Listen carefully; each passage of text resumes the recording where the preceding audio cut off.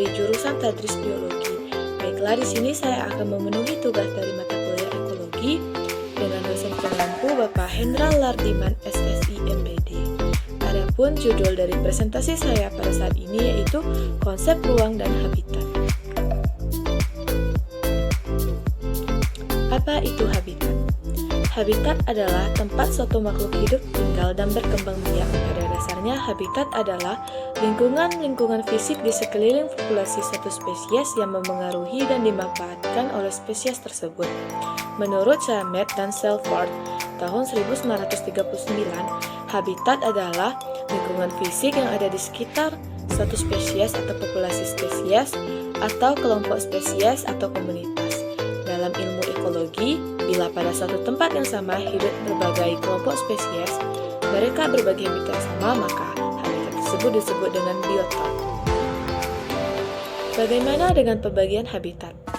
Terdapat beberapa golongan habitat, yaitu hutan rimba, hutan kecil, gurun, lereng pegunungan, kolam, sungai, rawa, dan laut. Area padang rumput tertentu seperti Pampas di Argentina adalah contoh suatu habitat. Habitat yang lebih luas seperti padang belantara atau hutan hujan dinamakan bioma.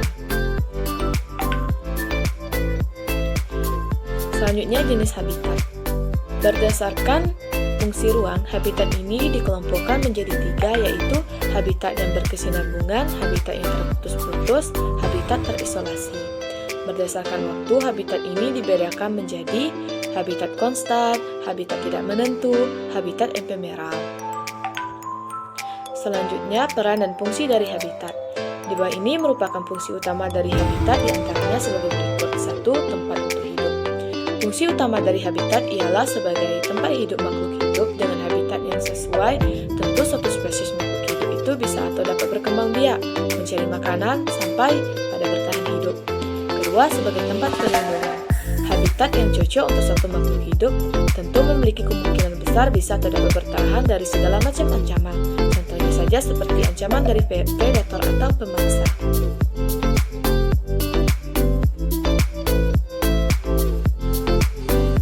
Selanjutnya, contoh dari habitat. Contoh habitat terbagi menjadi 9, yaitu 1. Habitat notonesta atau sejenis hewan air. Ini pada daerah danau, kolam, serta perairan yang dangkal yang ditumbuhi oleh adanya vegetasi. Kedua, habitat pohon durian ialah tanah daratan, dataran rendah. 3. Habitat eceng gondok ini ialah daerah perairan yang terbuka. 4. Habitat hiu, paus, lumba-lumba adalah laut. 5. Habitat ikan mas, ikan nila, ikan gurame ialah perairan tawar. 6. Habitat harimau ialah hutan. 7. Habitat buaya muara ialah di perairan Parel.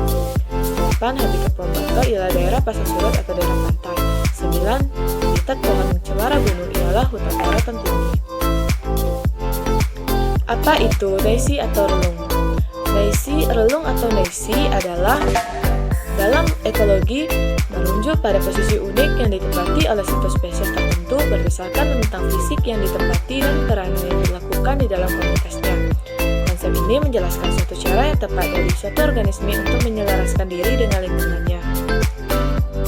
Selanjutnya, aspek dari naisi yaitu terbagi menjadi 3, yaitu 1. Relung habitat atau spatial niche atau habitat naisi. 2. Relung jenjang makanan atau trophic naisi. 3. Relung multidimensional atau multidimensional naisi atau hypervoluminaisi. Selanjutnya, dimensi relung.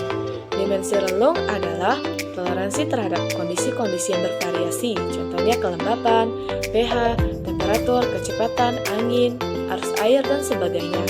Dan kebutuhannya hendak sumber kekuatan alam bervariasi. Di alam, dimensi relung suatu spesies bersifat multidimensi. Relung 2 dimensi, contohnya hubungan temperatur dan salinitas sebagai ronde dari relung karang di pasir. Sebagai relung 3 dimensi, contohnya adalah hubungan temperatur, pH, dan ketersediaan makanan sebagai ronde dari relung suatu organisme.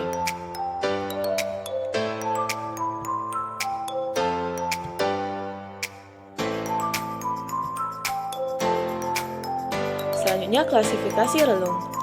Suatu spesies biasanya mempunyai relung yang lebih akbar pada ketika ketidakhadiran predator dan kompetitor.